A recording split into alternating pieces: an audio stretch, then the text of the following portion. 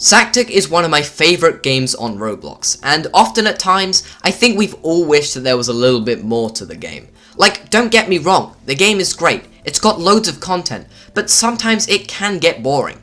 Whether it be due to a lack of replayability, stupid game mechanics, or another reason, we've all been in that situation before. But what if SAKTK had a sequel? A game that threw the idea of killers in an underground base out of the window and expanded on everything else imaginable. Well, you're in luck, because such a game actually exists. Welcome to Survive and Kill the Killers in Area 51 2. One of the greatest Area 51 fan games to ever exist, and I want to talk about it. But before we do that, we have to understand what the game is. Where did it come from? Who made it originally? Well, if you were to go to the game page I've linked in the description right now, you'll notice that the game was apparently made by a guy called Genuine Punctuation. But believe it or not, he's not the original creator. No. The original creator of SAKTK 2 was a person called Portula1, now known as SB Portula, one of Homo Mafia 1's friends. The dude who made SAKTK 1, of course, who's listed in the game's credits for Spanish translation. The original SAKTK 2 game has long been deleted, but this version is still up. But basically it's the same game. Anyway, intro over.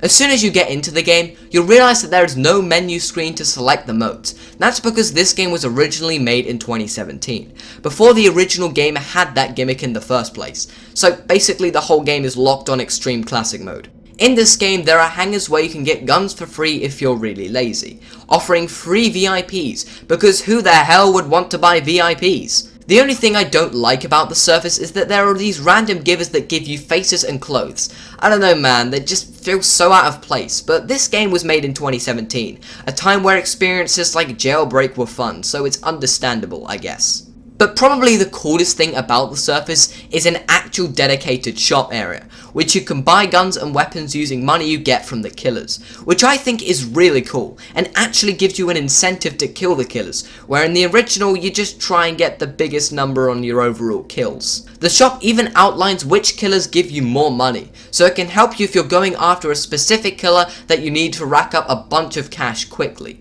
Oh, and you might have noticed that you have a neat little starter pack when you join the game, giving you a riot shield, camera system, X screen, lantern, and an M1911. I mean, it's better than just a flashlight, I guess. But enough with the surface, let's talk about the map real briefly, because there's a lot to unpack here. The map is probably the main reason to play this game in the first place. People have toured this area in the past, and it's taken them well over an hour to visit every room.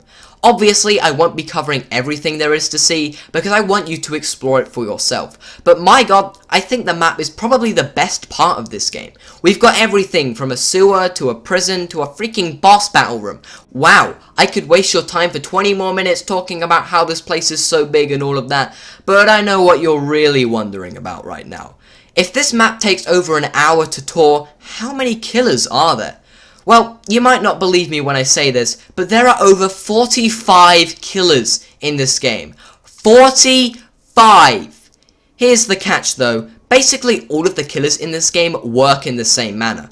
All they do is walk towards you and inflict damage. So basically, every killer is a zombie. We've got everything from Slender, to a werewolf, to Sans, and what the hell is that thing? And my favourite, Bill Cipher. Yep, I'm not joking. Bill Cipher from Gravity Falls is an actual killer in this game, which you actually get a neat little badge if you're able to kill him. Like I said, this game is weird. I know a lot of the killers can easily be interpreted as clones of each other, but there are some enemies that actually look like they had a bit of effort put into them, animations and everything. Enough about the map and killers though, let's talk about the weapons. Ah yes, the weapons. They're probably the worst part of this game if I'm being honest. Now you'd think because SAKTK 2 is a quote-unquote sequel, this game is gonna have better functioning weapons, right? No. The guns in this game are buggy as hell. Yeah, they do their job, but they fling killers all over the damn place like they're having a seizure or something. Oh, and if you were wondering about the ray gun, yeah, it's unobtainable for some reason. Why that's a thing? I have no idea. Guess they just thought it was too overpowered or something. Now that we've gone over a brief summary of the game, where do we even begin? Well, I mainly want to talk about the features of this game I found most appealing and interesting. Starting off with keycards. Yep, similar to those SCP games that everyone likes for some reason, you can find keycards around the map at different levels which unlock hidden rooms, including unique killers and weapons. I know that a lot of people don't really like the idea of locked content, but I think this is really needed in a lot of open world exploring games, so that people just can't get the OP stuff right at the start of the game. There are 6 keycards to collect, 5 which can be purchased from the shop. But what about the last one? Well, for that you're gonna have to beat the acid parkour, which is probably the most cancerous thing in this game ever created. This stupid thing took me like 99 attempts to beat because a section is broken due to Roblox updates. You basically have to make your way around these bubbles, which are barely visible. But good god, you'll finally be able to get that level 6 card. And it's totally worth it, right? Wait, what's that? The level 6 key card unlocks what? Nothing? It unlocks nothing? Another feature which makes this game unique is armor. Yeah, armor. Kinda like the armor from the checkpoint area in the original game. However, I found that the armor in this game is much more powerful, and some basically grant you god mode. Like, there's literally a set 5 seconds into the area that gives you 7,000 plus HP. The best armor in this game by far is the toxic armor, found in the mineshaft after you get the level 3 card, which gives you a whopping 10,000 health. But don't think for a second you're immortal, because killer jump scares can still kill you. Hey, let's talk about those for a second. So you remember that one Slenderman jump scare from the original game that literally scared half of the itty bitty babies from playing SAKTK at all, and it's probably the only reason why SAKTK has any dislikes? Well, this game jumped on that idea and continued the PNG pop-up images on a ton of killers. And I don't know, they're just not that great. Listen, don't get me wrong. I'm all for cheesy, awful jump scares intentionally being corny or low quality, but it just doesn't make sense in this type of game. I mean, I guess Slenderman and Bill's jump scares are fine, but then you have Tails dolls and Freddy's jump scare that just don't fit with the game at all. And plus you can just remove them with the X screen tool, so what's the point of these pop-ups anyway? It's not all bad though. Another feature I really like of this game is that most killers are stuck inside cells and cannot freely move around. Kind of like a prison.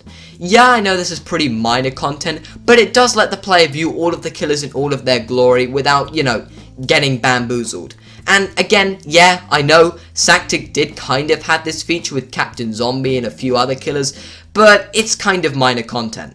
So this game has badges, rewards, killers and all of that, but what's really the final challenge to this game? I consider Area 51 personnel in the original game to be the quote-unquote final challenge of classic mode, but does this game have something like that?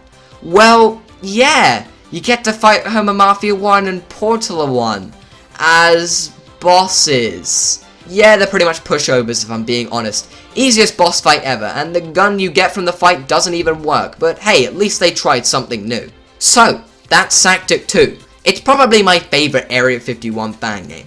And yes, there are some weird things with it like killer shipping and Bill Cipher, but I think that's what makes a good fan game. A lot of already existing Area 51 games just use the source material and only expand on the killer department. SAKTK 2 basically throws that entire idea out of the window and expands on the game as if it were a real sequel. SAKTK 2 was one of the first ever videos that really blew up on my channel, and maybe one day the game will get remastered and all of the glitches and insecurities will be fixed. And until then, I'm just gonna sit here until Surviving All the Killers in Area 51 3 gets made. What's that? The game already exists? Yeah, I think I'll pass on this game, or any other Area 51 fan game for that matter.